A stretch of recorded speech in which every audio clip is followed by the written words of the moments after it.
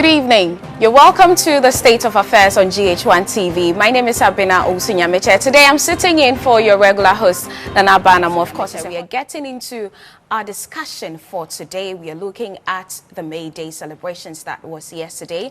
I told you I will not be doing this alone. I have my guests already seated right here. I have Professor Nana Isufi Kundia. Yes, good to have you, sir. Thank you. And Professor Clement Jijonu. Nana Esilfi is a lecturer at the African University College of Communication, AUCC, and Professor Clement Jijonu is a founder of the Accra Institute of Technology. Grateful for your time. And so we are beginning our discussion, but as always, you can be part of the conversation via our social media platforms at GH1 TV on Facebook and Twitter, as well as Instagram. Or you can tweet at me. My handle is at @StarAbna. It has a double R. I'm from Star FM, so it's understandable. So let's get into our conversation. Let me begin with you, Prof. Were you able to watch yesterday's May Day celebrations? Not much of it, unfortunately, but I think that on audio, I had snippets that made enough information for me. Okay. On what everybody was saying. Okay. So we are beginning from the TUC, the General Secretary Kofi Asamoah, some of the statements that he made. What was the highlight for you? Oh, Kofi Asamoah, yes. My own assessment is that Kofi has matured at the job, and unlike from the beginning, if I can recall correctly, and I do think my memory is not failing me, he started far away from, further to the left of the firebranding kind of TUC we had period before independence and thereafter. And he's quietly, I think, moderated himself or been nursed and nurtured into the middle, where he now speaks quite maturely, and he now really is a TUC Secretary General, General Secretary that I would really applaud. All the statements he made, as brief as he did, you know, were the kind of things in between the political, not extremes, the political opposed situations. He came in very well as the peacemaker, sort of, the moderate chap. Says, please don't get yourselves involved in, and don't allow yourselves to be anybody's lucky to, you know, cause problems. And he said something very interesting I've marked out here. He said, your jobs will not be there if you allowed yourself to be used. If you went to fight for anybody, your jobs will not be secured on behalf of any political party. Neither will your pay and working conditions be improved by engaging in political violence, which is quite a valid point to make. And you wonder whether all the rank and file heard it and the import of it. I do hope that he would not simply leave the platform and come back to his office and begin to live in an ivory tower, but he will send his men out to carry the message to them. It will have to be part of the education. Kwesi Enin said that in his education, it's very important. But I was wondering whether it is the EC itself which must conduct the education, or the NCCA which must conduct the education, or the two of them in tandem. I have a difficulty in fathoming that at the moment. There must be something lacking in terms of coordination, I suspect. Ben dealt with the faux pas all of you have made, that you were expecting a gusher of newly registered chaps thronging the various registration centers. No, you ought to have known your history. Of course, it's a matter of journalism itself needing a lot of education in this country. All right.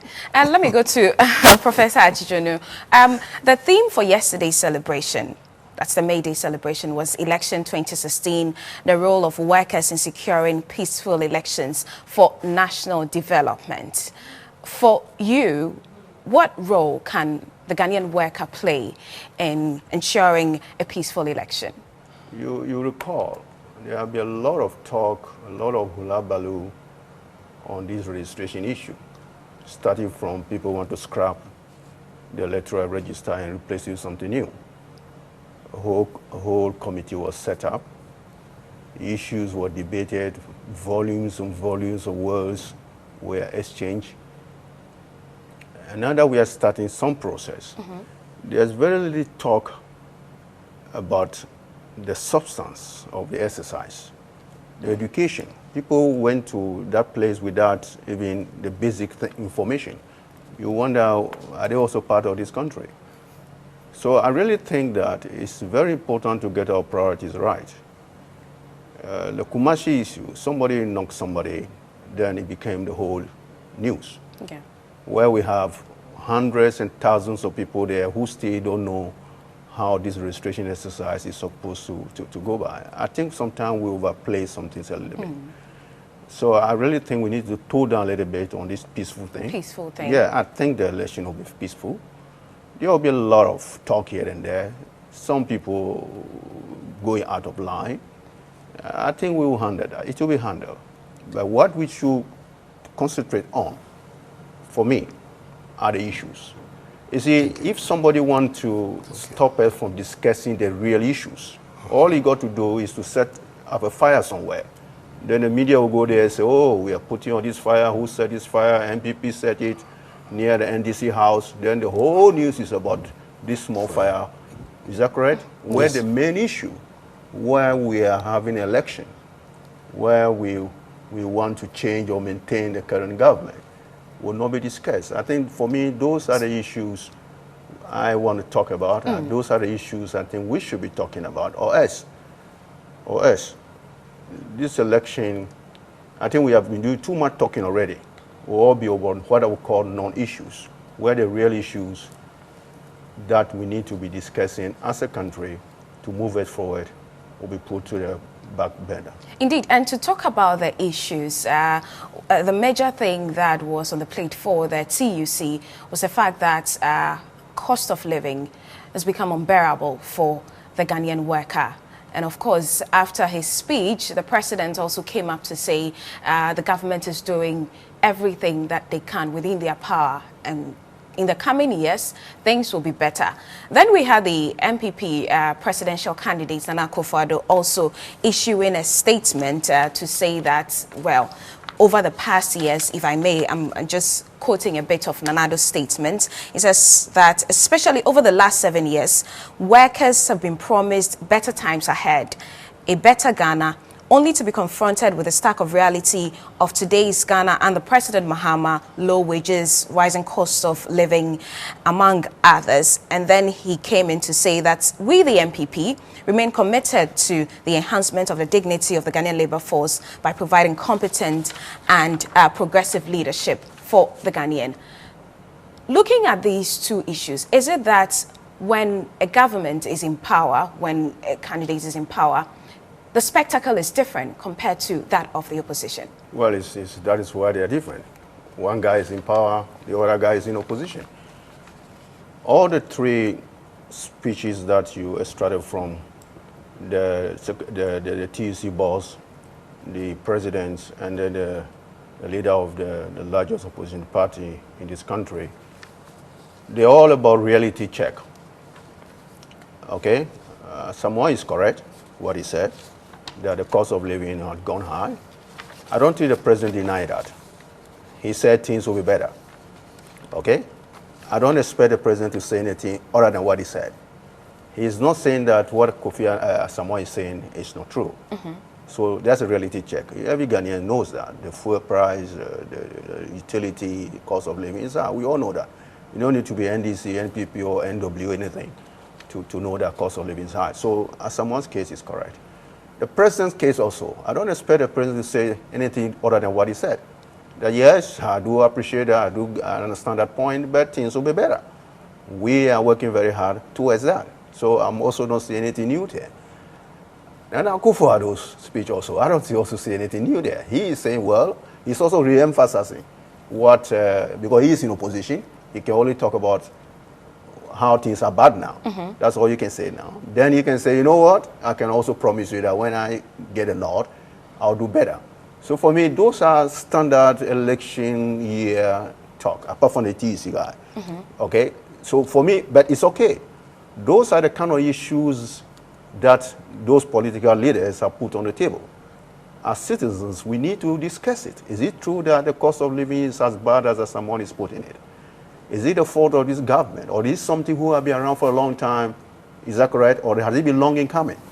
Okay? You recall, during the earlier elections, NDC, when NDC was in opposition, they took one Gary Olonka and compared the price when they were in power compared to when Kufuor was just finishing. He said things were very bad. Yes. So they were also saying the same thing, that when they come to power, they will be better. Is that correct? Yes. They will be around now. At the end of their power, okay, this term, somebody is saying things were bad. You see, as ordinary Ghanaians, things are always getting bad. It doesn't matter who actually is in power. So I don't see anything different from what those people said.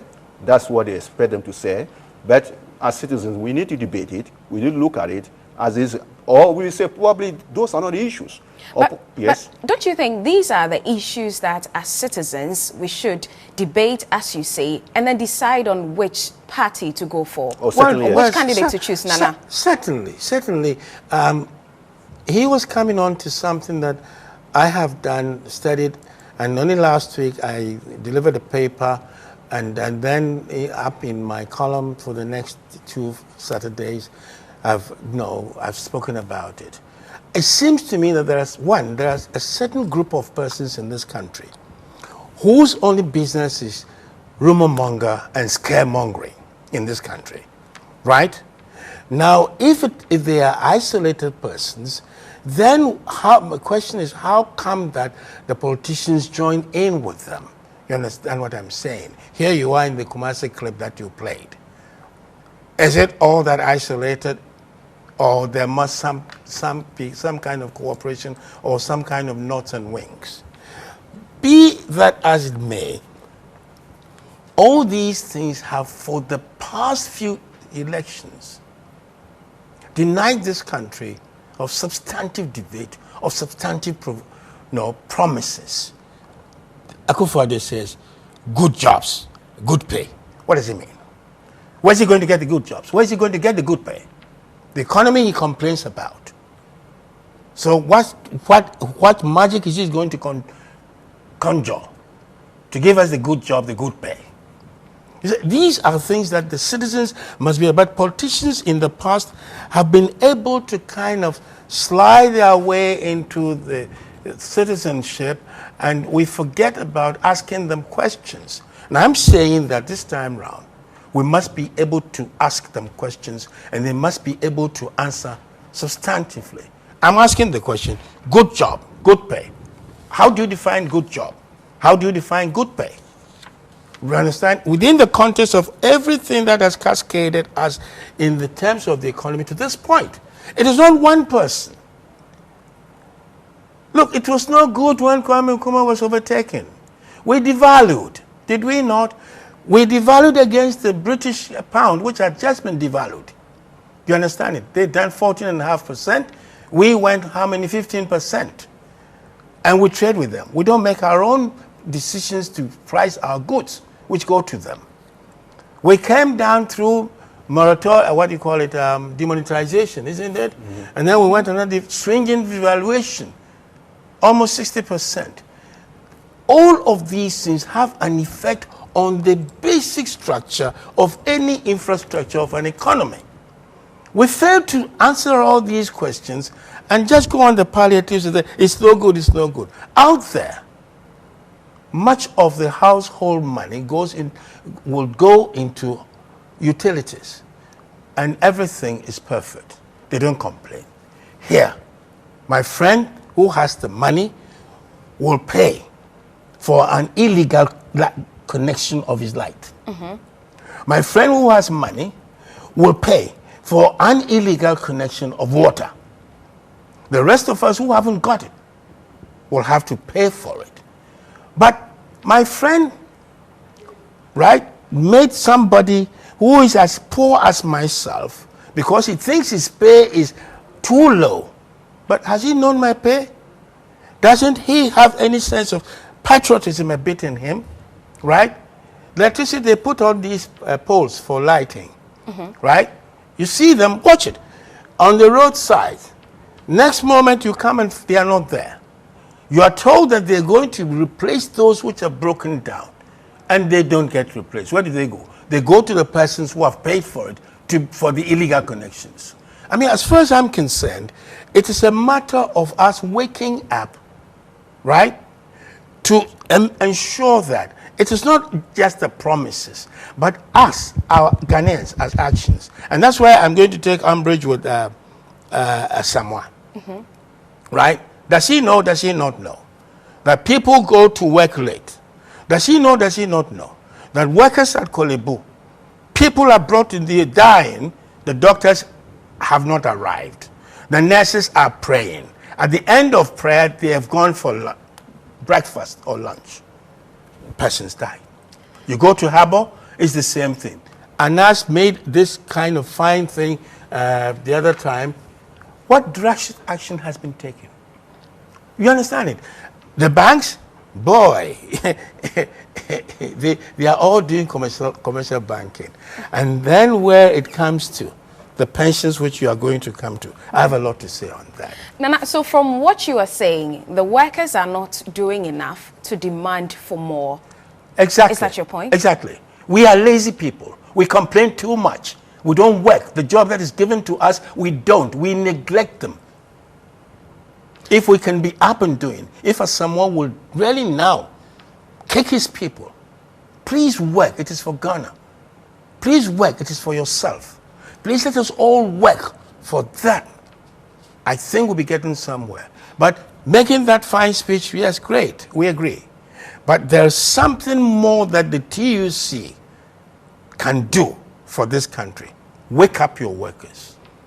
Prof. Yep. I can see you nodding. Well, not necessarily. I'm wondering what someone can do, to be frank with you.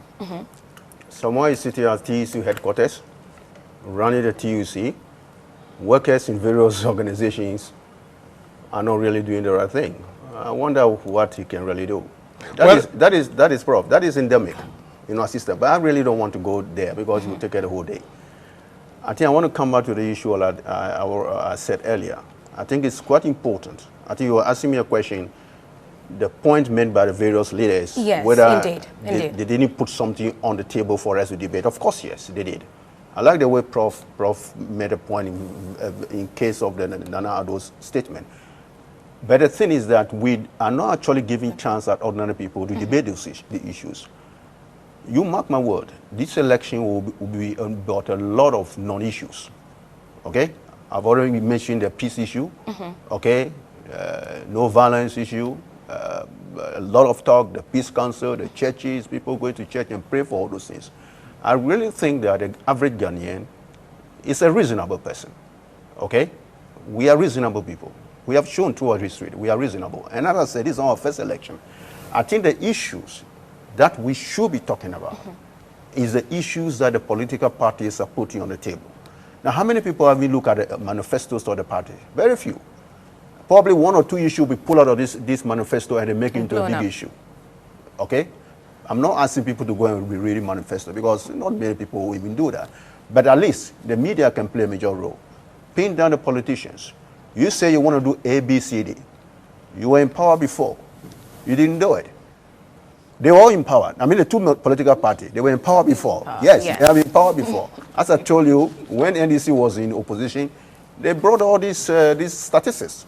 In fact, they didn't even use the new Ghana city. They used the old Ghana city to show you, to make it look very magnified. Okay? That cost of living is very high. They came to power. Now, they appear this in the NPP is also saying the cost of living have always been high in Ghana, irrespective of who is in power. For me, it comes to the fundamental issue of the economy. The same thing with the TUC, normally they ask for pay rise. But the economy is, for me, the most fundamental thing. Do you know the working population of this country? You know the breakdown. 93% of the working population are in the private sector. 93%. Of that 93%, 86% are self-employed. Of that 86%, 67% are self-employed, one-man job. They cannot employ anybody. So the public sector, okay, which you see them most of the time during the agitation, they are only 7% of the working population. Only 7%. So basically, the issue to me, that all those people are suffering. Yes, the cost of living is high. It has always been high over the years, and no single government have managed to transform the economy to the state that the cost of living, I bet you, after the next 4 years, one politician is coming to tell us that the cost of living is high. Of course we know. We've always had cost of living being high. But I want them to tell us something more concrete about how they're going to transform our economy to produce those jobs. Jobs don't grow on trees. It's economy which generates those jobs. So am I getting the impression that after these speeches on an occasion like May Day, we just leave the politicians off the hook, and then the next year they come and tell us something different? Because now we're having the president saying 2017 it will be better. No, it isn't that. Both of us are saying that time to stop them from talking palliatives. To stop the politicians? Yes. You understand it? If you say good job, what do you mean by good job? If you say it will be better, what do you mean by better? You understand it? Look, otherwise, from season to season, that is election to election, we will have this merry-go-round, this circus. I once did ask this question to the then British Prime Minister Harold Wilson, and then his opponent Ted Heath at elections. It was the same economy.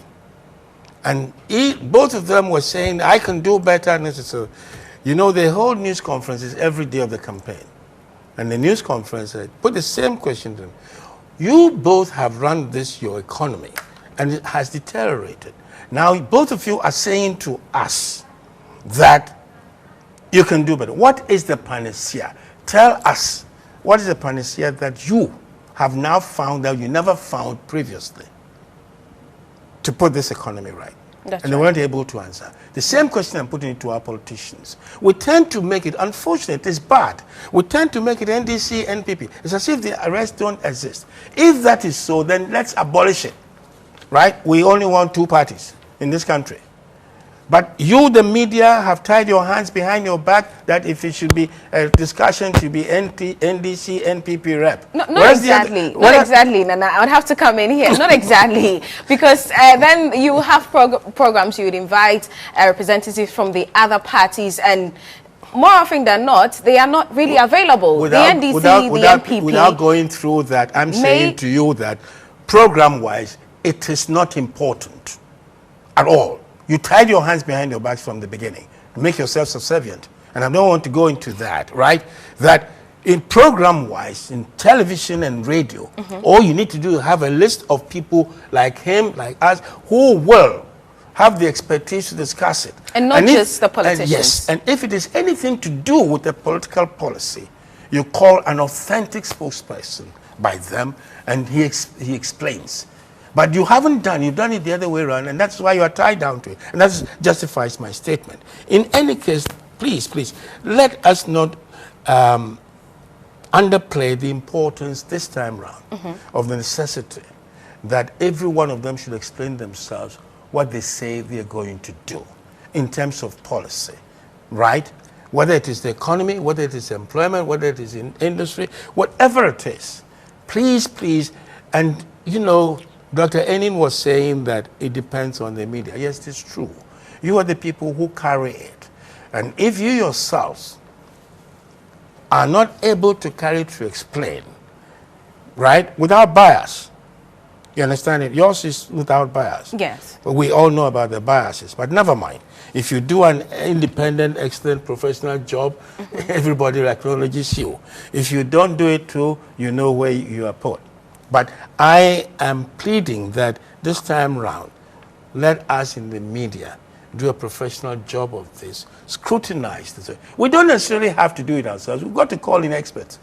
They are saying that the economy is this and that, we are going to do is this, and how are you going to do it? Which are your figures?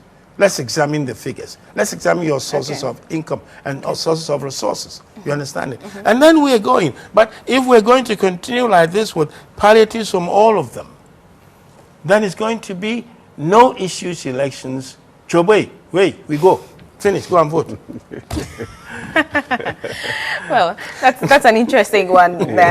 Prof, you'd want to add something to it on this particular topic. But if you look at it very carefully, there's actually, it's unfortunate that we only talk about the two big parties, because those are the only two parties who are likely to run the show. The other parties, they are coming up, but it's a struggle. But if you look at it very carefully, there's really no difference between NDC and NPP when it comes to economic leanings. They are both centrist parties. NDC may be a little bit of center of left. They are both social democratic parties. Okay? Now, let's assume that tomorrow, Nana Addo wins the election. Do you think he's going to ask IMF to pack out of town? No. You see, we are really constrained about what we can do vis-a-vis our economy. So sometimes when you look at them, in economic policies, it's a lot of intervention in education, in health, building roads. It's almost the same thing. But what matters is whether they can actually deliver. Okay? Ideologically, there's no big difference between them. NDC is private sector inclined, so is NPP. They all want to invest in education. They also want to train. Indeed, voting statistics, if you look at them from 2008 at what back down, you won't go beyond. If I went to 2004, statistically, there's no difference. It's in just a slight margin. Well, I'm talking about different in terms of political ideology yes, and economy. I'm only adding that there's this other angle to add, to say that statistically, in terms of numbers, there's very little margin between them. And our elections from the past has only been the swing vote. And the swing vote is always underlined or underscored by the ethnicity block vote. You understand it? So, yes, I agree with you, but I was only adding to what you. Yeah, that's correct. So basically, the only difference you can see between them is the one who can argue that can manage the economy better. Okay? It's not ideological anymore. No. I can manage the economy better, and here's my track record. Okay. Okay? So we have the track records of the two parties who are likely to govern, either it's MPP or NDC. If we have a hung parliament, probably we will get the other parties coming in to make some decider. But the way things are, we are more like a two-party kind of system until things change.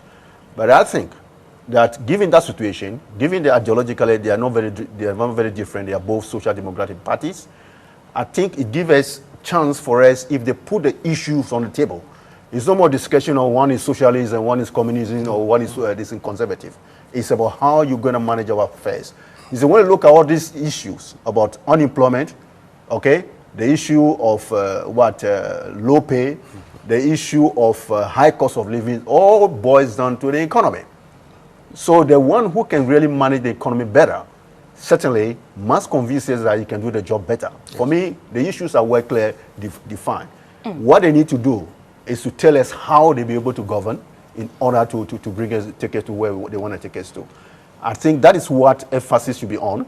The citizens must answer the questions, but unfortunately, that is not normally what happens. It's all those issues that they fight over, okay, and then at the end of the day, we get people elected. After 4 years, they come back and say, you know what, if we were elected, I would have done better, okay, and the guy who was not elected, he said, I could have done better, and the guy who was elected, you know what, give me another 4 years, I've done something I could do better. We go on and on. I don't think things will change, okay? Because fundamentally, we are not addressing the fundamental issues that's going to transform this economy. You see, our economy is very fragile. It depends on other factors which are not under our control, okay? Globalization, technology. Look at the majority of the thing we consume from our local market is produced by somebody else. You cannot say that we can really get good jobs if somebody else is producing what we consume. For me, those are fundamental issues that need to be discussed, and any party who can convince us that I can address these issues in a fundamental way to transform our economy certainly is somebody that people should be voting for. But the debate is not going to go that direction. Okay? And that is what we don't want. We need a change. We can't continue. Of course, yeah, because line. if you don't do it that way, I'll give you another 4 years, you come back and have the same discussion. The guy in opposition will tell you that, well, when you bring me, I can do better. The guy who is in running say, no one, give me another 4 years. We go on over and over because that's ideologically, they are not different. The two big parties are not different. Okay? But for them to convince us that, look, we have policies, we have management team in place, we have ideas that can transform this economy, that will address a lot of those problems of high cost of living, unemployment, is that correct? Education, which is in crisis, jobs, health, all those things fundamentally depends on the economy, which we have a problem with. And it didn't come overnight. It has been coming long time. Long time, yes. Long time. And it's not changing. And those are the fundamental issues we should discuss. And the politicians don't want to discuss those things. They want to discuss a period of 4 years. Look, Mahama will be around for 4 years. Is that correct? Yeah. In that 4 years, only 3 years they were effective. 1 year, half a year, he was setting up his cabinet. Now he's over. Yes, now he's not going to.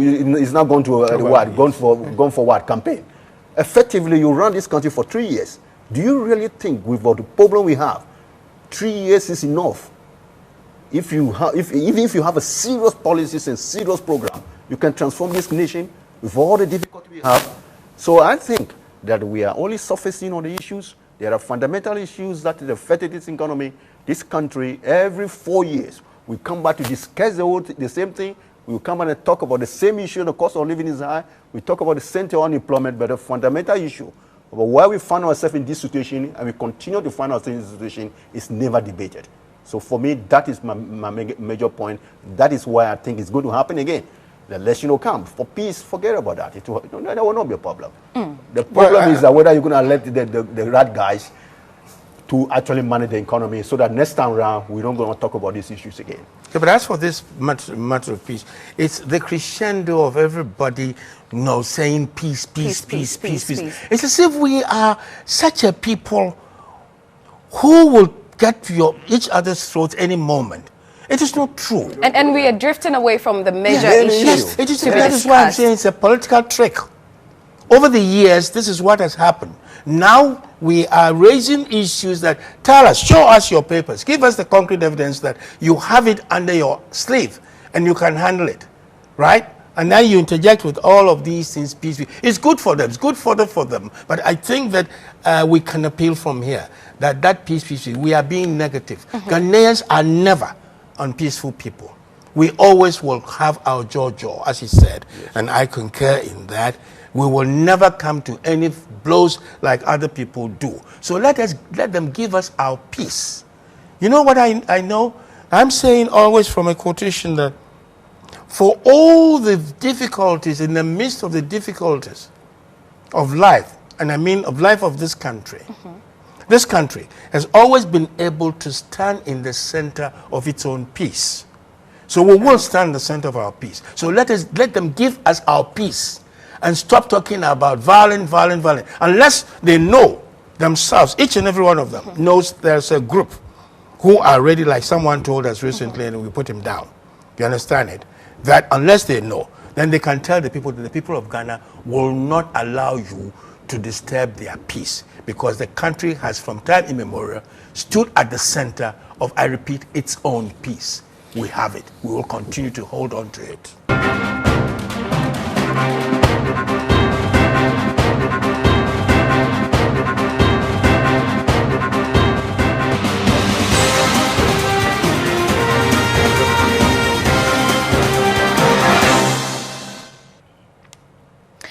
You're welcome back. This is State of Affairs on GH1 TV. My name is Abena Owusu-Nyameche. I'm sitting in for Nana Abanamwa tonight, and we have been discussing the May Day celebrations, issues surrounding the Ghanaian worker. I'm here with Professor Nana Esilfi-Kondia. He is the Chief of Journalism with the African University College of Communication, and Professor Clement Jijonu, the president of the Accra Institute of Technology.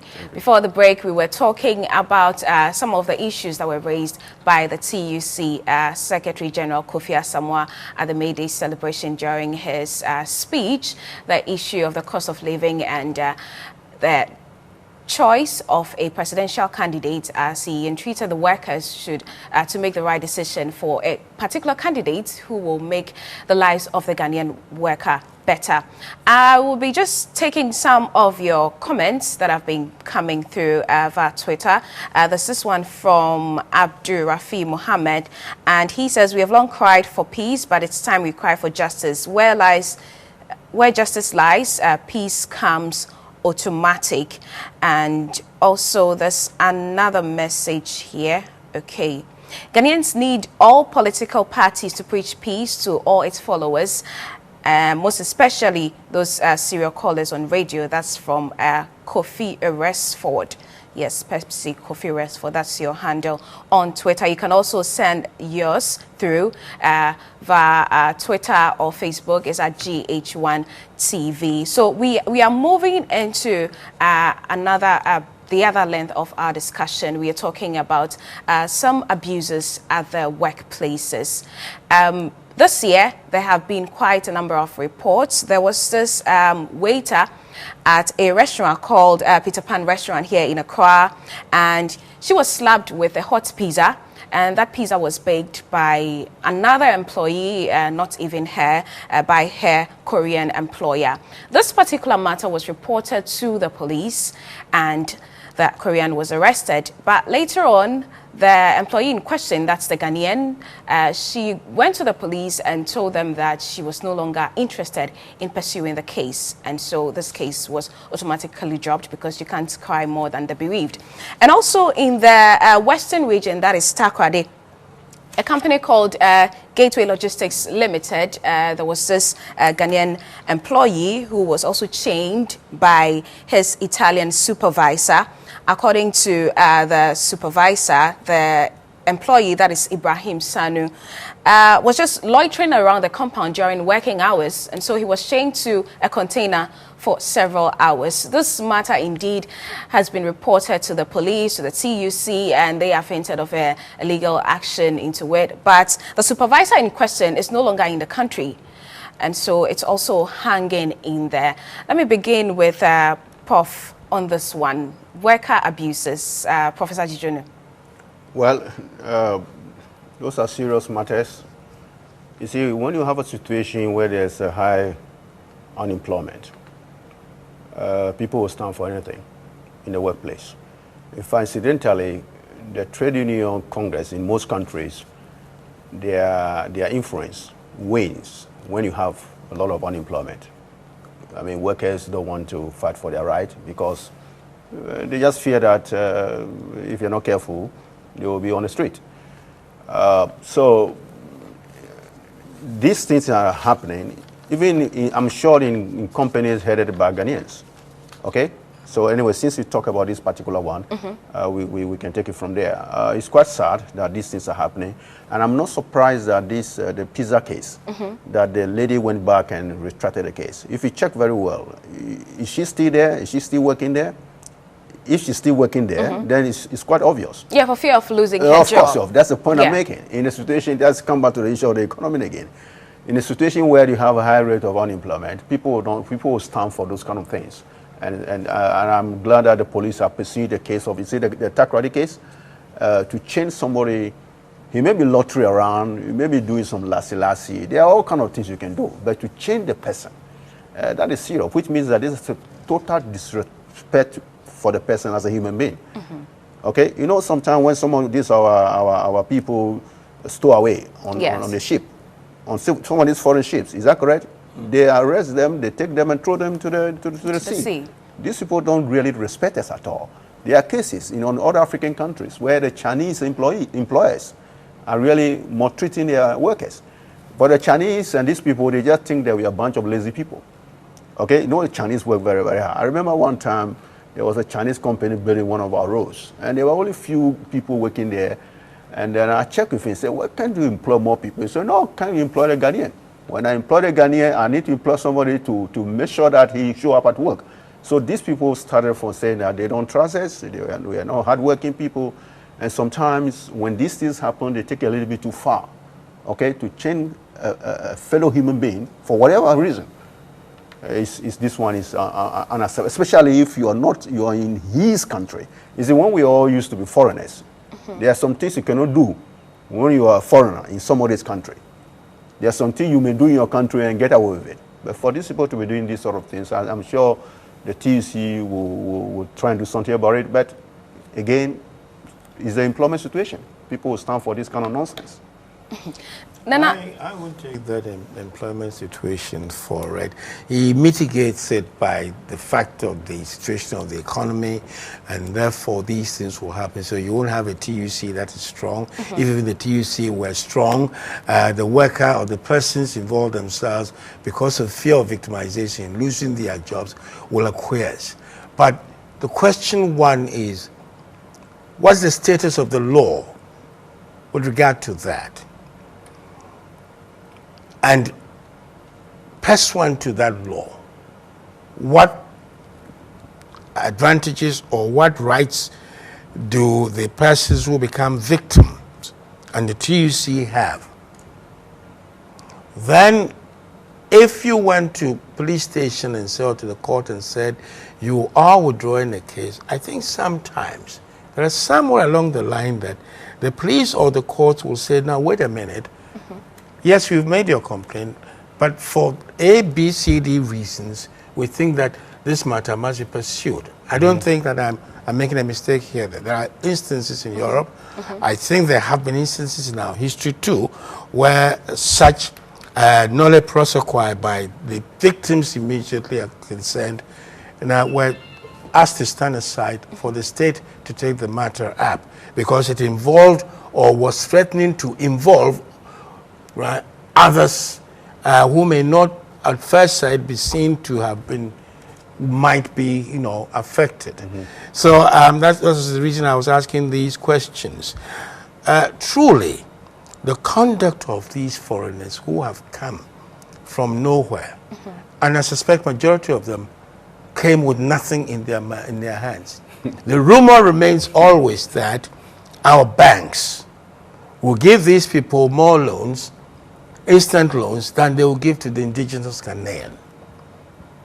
Some truth may exist, but the counter that are the Ghanaian entrepreneurs themselves faithful to pay back.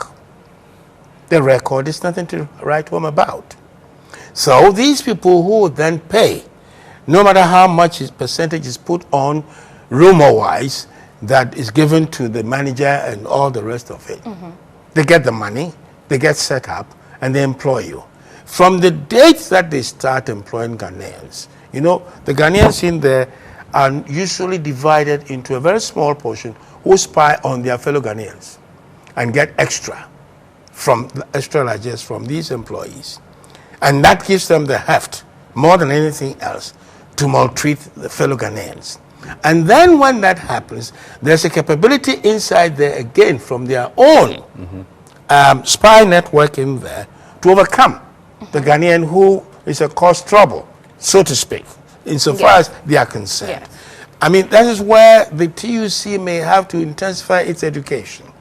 That look, no matter what, yes, we are poor, but we are very proud people in our country. So to allow these people, and they've had long time reign in perpetuating this kind of mistreatment on Ghanaian workers. It's just that they don't talk. In terms of, PECs, in terms of pay and the matter of payment coming in very late. Sometimes they get paid like pensioners in the middle of the following month. You understand it? So I think it's something that if there's no legislation to curb the activities in terms of maltreatment meted out to Ghanaians, Marietta, the Attorney General, must begin to be informed that this is what's going on. It's serious. With all the serious repercussions on this, that Ghanaians, this is part of the complaint of Ghanaians. And most of these employers are expatriates. Yes, that is the reason. So I've written here, is there any code of conduct, lastly, for them to set up and employ Ghanaians? What most of them also do is that, you see, the law says that if you employ somebody, they normally employ them as casuals. Yes, casual workers. Now, and the law, I believe, says that after being employed as a casual for 9 months, right, you automatically become an employee. What they do is they run you for 9 months, or before the 9th month, where it has to be automatic, right, they fire you. And you've got to go around and come back, Master, I beg, right? And you are taken for another 9 months. This circus continues within the private sector of that 97% or 96% of the people who are supposedly working in that sector, making contributions to our economy. As for the contributions, when we come to discuss it, there'll be trouble. So I will not go on to it. But really, no, I mean, the chap misbehaves. He mistreats the Ghanaian. And he tells you, we are going to the police. You can go, he tells you proudly, stoutly from chest out, that you can go and report me. That commissioner there is my friend. Yes. You understand it? Yeah. So, if that is true, sorry, if that is not true, they've heard it. Why won't they also react? So, all of these social difficulties and giving us so much trouble are partially, no, are three-quarter-wise the Ghanaians' own making. You and I. It's our own making. We do not know our rights. We do know, but for the sake of buttering my bread. That's all. Well, you don't need to know your right to know that you don't chain a human being. No. You can chain a goat, a dog, and a cow. You don't chain a human being. A chap like this must be thrown out of this country immediately. You don't waste the time of the courts. Deport him. Well, he has left the country, but seeking justice for this person who was maltreated. You see, it's another matter. But I'm saying that for all you know, when the dust is settled, when they have done the Ghana, you understand what I mean? When they've done the Ghana, this guy will be back in Ghana by one or of two or several guises. Now, when you look at the level of the people, okay, certainly if these guys employ a professional, a Ghanaian accountant, a Ghanaian surveyor, a Ghanaian engineer, certainly will not chain him to anything. That is a matter of fact. The level of the employment also made these guys treat these people that way. They can be picked up anytime and thrown out of job anytime. That's what I said. I made a point. Okay, given the employment situation, those people at that level, okay, can easily lose their job. Okay, if an Italian construction company employed a Ghanaian engineer, who is a civil engineer, or a Ghanaian surveyor, which he really needs to perform the job in order to get his contract too, certainly, he may not maltreat him. Probably he may pay him less than he might pay an expatriate at the same level. That's also happening. Yes, that happens. That's also happening a lot. Is that correct? So when they bring some of their brothers and sisters from wherever they come from, they will pay them more. They say, well, it's an expatriate, he's from his country, we are paying allowance here and there. You're the Ghanaian, the same engineer, the same level, this is your home, so we pay you that. A lot of that happens. Not only in Ghana, and all over the world. It happens a lot. But what I'm saying is that we need to be mindful that at this level, okay, at the casual level, okay, where these people are not really respected by these people at all. Some of them are maybe domestic servants. In fact, when you go to Saudi Arabia, a lot of that happens. They pour hot oil on people. Some Ghanaian who are working in Saudi Arabia have suffered all these sort of problems. So we need to look at it within that content. And the fact that these two cases came up means that a lot of this goes on. Indeed. Again, you see, I think we need to take it serious that this person who drew the case, drew the case simply because they told her, is it a she, eh? Yeah, it's a she. Very good. Withdraw the case, and then we'll guarantee your employment. Okay? If we're engineer who was maltreated, certainly nobody will slap an engineer with a pizza. No, they won't do that. If it's maltreated, you might probably take his business somewhere else. Okay? So it's at that level. So we need to put that within content. That yes, that is happening at a senior level. Of course, there's discrimination. In our country where senior people, highly qualified, are not paid as good as their expatriate compatriot in the same company. It happens every day. Well, what can we do? What we can do is very simple. That's what I'm saying. Is there a code of conduct overarching all of these things. If we don't, then it's about time we have to think about it. Because there is this complaint every day. I'm a qualified engineer. He brings his brother who is a qualified engineer. But we will put paper to paper, experience to experience, right? Experience not only in terms of what I have done, but experience in terms of that I am an indigenous person of this country, and I know the situation at the back of my hand, more than you who have just come in. They pay your rent, they pay you PEX. Why is it that on the take-home too, I must be paid less than you? You understand it?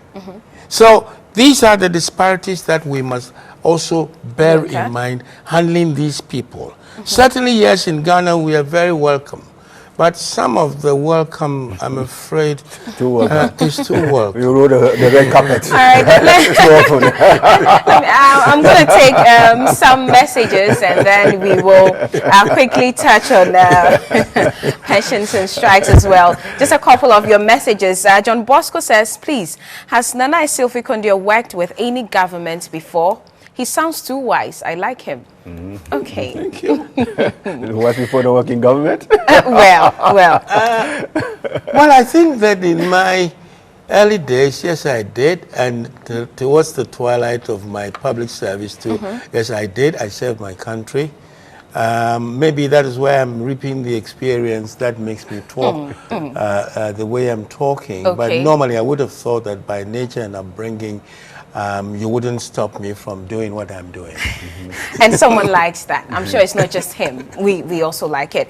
Mohammed says, every Ghanaian 18 years and above is responsible for making our elections free and fair. We are grateful for your message. And Matilda writes, as citizens, we have failed to question our leaders about their unfulfilled promises. And the very last one I'm taking at this minute is Dennis. And he says, it is sad that people from other countries are taking us for a ride in our country.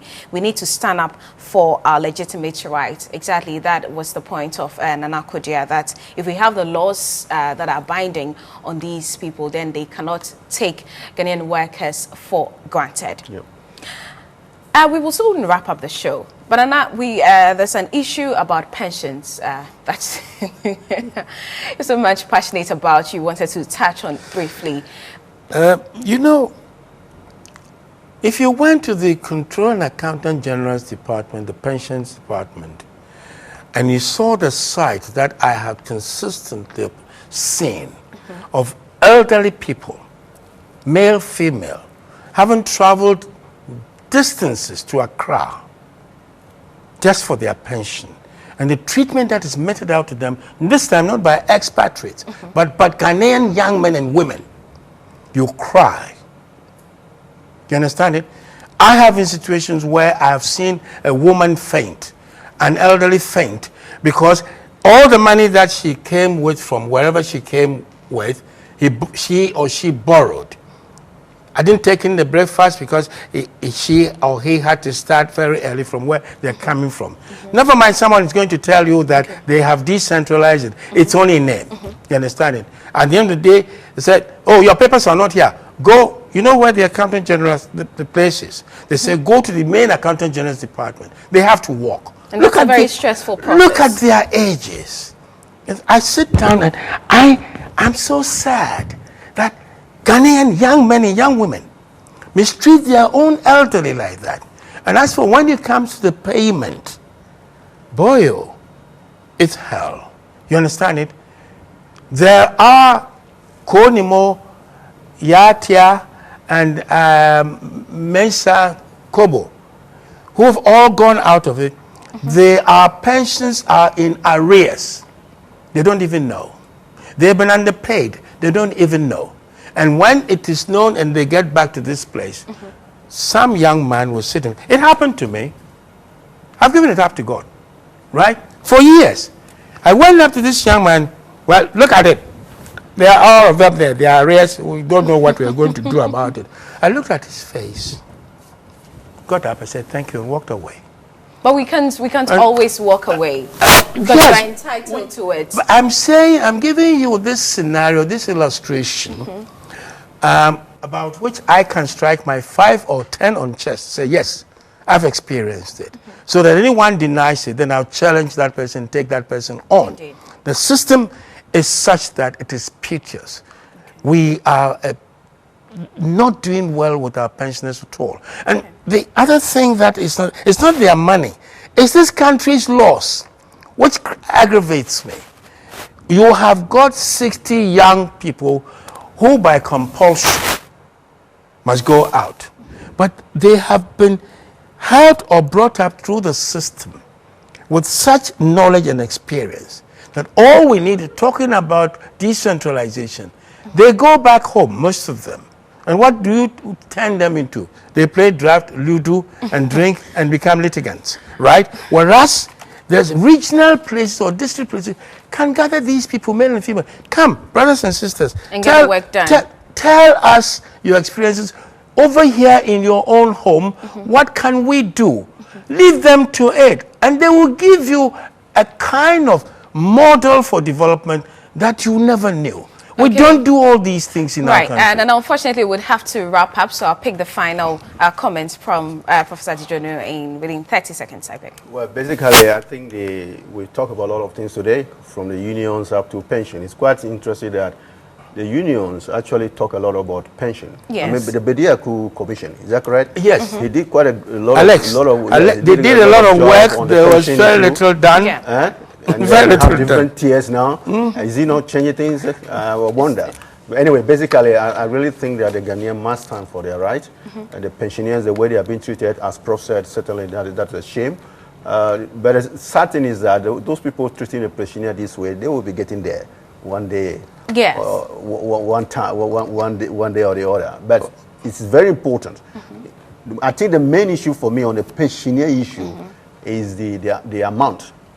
Whether the amount, I mean, the Nanado was talking about high cost of living. Yeah. We, the people who are working, we still cannot really survive. That's the point he's making. Can you imagine the pensioners, how they are getting by at their old age, hospital bills, a lot of responsibilities. For me, that is a crucial issue. Again, come back to the issue of the economy again. The economy should be able to pay us reasonable salary. The economy must be able to sustain all of it. So for me, the fundamental issue still come back to the issue of whether the economy can actually sustain us as people. It doesn't mean that something cannot be done. Indeed, indeed. A lot can be done. A lot can be done. Thank you very much. So that was my guest, Professor Nana Isilfi Kondia. He is the Chief of Journalism. Chair of Journalism. The Chair of Journalism, okay, at the African University College. And Professor Clement Dijonu, he is the President of the African Institute, Accra Institute of Technology. Okay, so there was African University College of Communication, and that mixed it up. So Accra Institute of Technology. Thank you very much for joining me on the show. I've had a great time. Thanks to the production team led by Samoki Tete, Sewa, and all the crew, and also to Nana Banamwa. My name is Abina Owusu-Nyameche, and keep watching GH1 TV. We got everything perfect for you. Have a good night. Thank you.